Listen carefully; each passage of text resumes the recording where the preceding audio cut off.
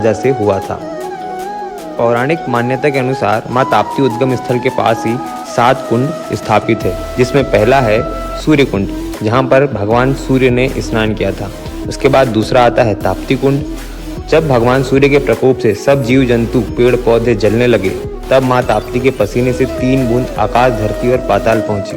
धरती पर पहुंची उस बूंद के आगे ये कुंड बना, जिसे हम ताप्ती कुंड के नाम से जाना जाता है। उसके बाद आता है धर्म कुंड। धर्मराज ने स्वयं यहाँ पर स्नान किया था। फिर आता है पाप कुंड। इस कुंड में पापी सच्चे मन से माँ ताप्ती का ध्यान करके स्नान करे तो उसके सारे पाप धुल जाते हैं। फिर आता है नारद कुंड। ऐसा माना जाता है कि नारद जी जब धरती पर आए तो उन्होंने इस कुंड में स्नान किया, इसलिए इसका नाम नारद कुंड पड़ा। शनि कुंड। शनि देव जब अपनी बहन माँ ताप्ती से मिलने धरती पर आए तो इस कुंड में स्नान करने के बाद वे माँ ताप्ती से मिलने पहुंचे। और फिर आखिरी में आता है नागा बाबा कुंड। ये नागा संप्रदाय के नागा बाबाओं का कुंड है। यहाँ उन्होंने भोलेनाथ शिव की तपस्या करके उनको प्रसन्न किया था, इसलिए इसका नाम नागा बाबा कुंड पड़ा। और इसके पास ही सफ़ेद जनेऊधारी शिवलिंग भी स्थापित किया गया है।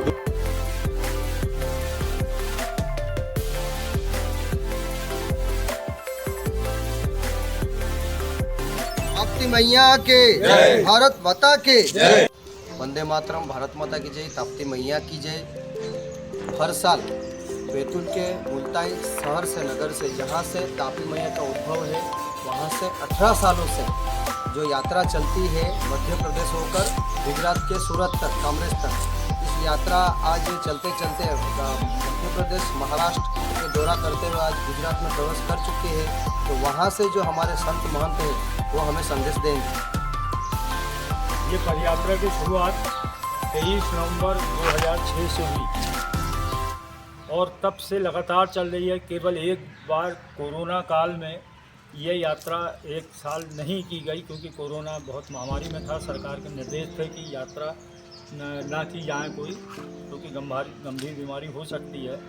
उस साल गैप था और इसके बाद ये यात्रा निरंतर चल रही है।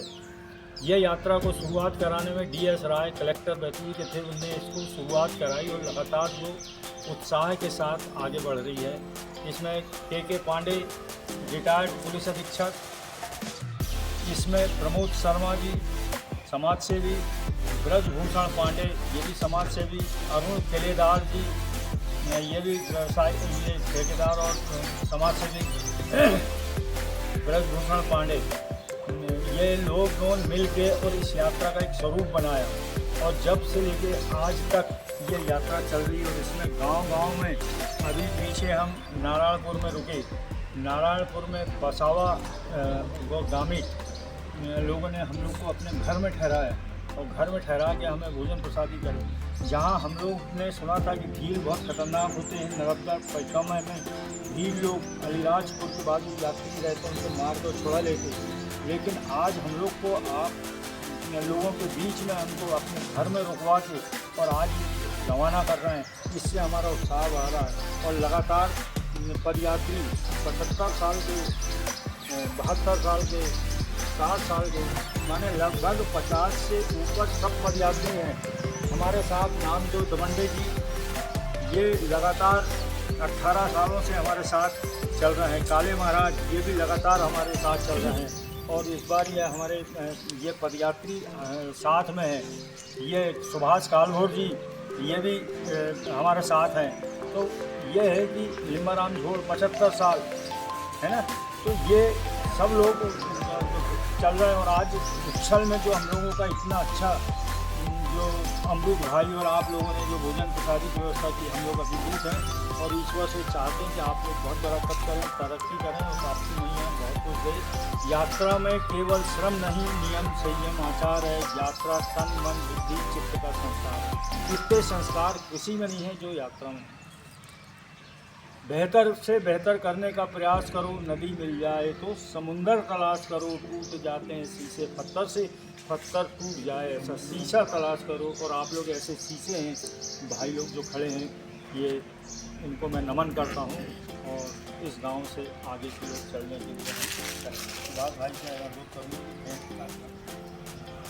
ताप्ती मैया की जय।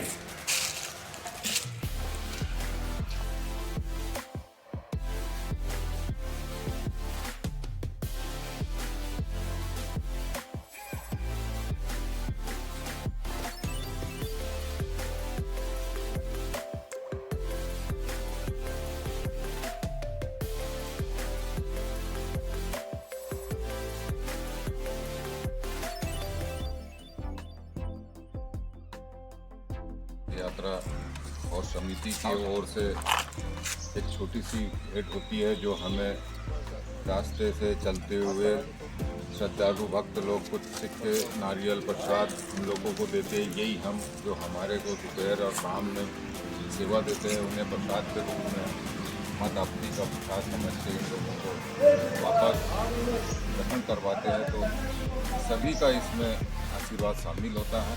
हमारे बीच में जो यहाँ उच्छल से सभी युवा लोग पधारे हैं उन लोगों को मैं चाहूँगा सभी यात्री लोग हाथ लगा के वहीं पे लगाएं और बोलो ताप्ती मैया की जय। ये इसमें सिक्के है बांट लेना बरकत रहेगी और भारत की बोल ताप्ती मैया की जय। इसमें हम लोगों का धार्मिकता के साथ साथ कुछ आर्थिक और सामाजिक उद्देश्य भी है जो कि हम लोग आने वाले समय में हमारे जो भविष्य है जो हमारे बच्चे हैं उन लोगों के लिए हम प्रकृति को बचा के रखें, जल का संरक्षण रखें, जल स्वच्छ रखें। क्योंकि जगह जगह आज बड़े बड़े शहरों में नदियाँ इतनी गंदी हो रही कि हम उसमें से एक गिलास पानी निकाल के नहीं पी सकते। लेकिन हम इसका संदेश देते हुए जाते हैं कि अगर जल है तो कल है। सरकार भी इस पे काम करती है। आज पूरे विश्व में मात्र 1% जल पीने योग्य बचा है। तो उसी का उद्देश्य लेके कि हमारे पूर्वजों ने जो हमें स्वच्छ नदियाँ दी, जंगल दिए, पर्वत दिए, तो ये बचा रहे, जल बचेगा तो हमारा आने वाला कल बचेगा। पिछले कोरोना के समय में सभी ने देखा कि ऑक्सीजन की इतनी कमी थी और सब प्रकृति की ओर देख रहे थे, डॉक्टर हो, वैज्ञानिक हो, जोशी हो। हमारे क्षेत्र में तो कुछ ऐसे भी स्थान थे जहाँ पर पीपल के नीचे पलंग लगा के व्यक्ति सोता था कि मुझे यहाँ से ऑक्सीजन मिले। कृत्रिम ऑक्सीजन खत्म हो चुकी थी देश में। तो ये एक उद्देश्य हमारा ये भी है कि नदी के आसपास का जंगल बचे और जल स्वच्छ रहे। ये उद्देश्य लेके हम लोग मुल्ताई से सूरत तक 1000 किलोमीटर की पद यात्रा करते हैं और आगे का सफ़र अब हम यहाँ से मीरकोट के लिए प्रस्थान करेंगे। बोल ताप्ती मैया की जय।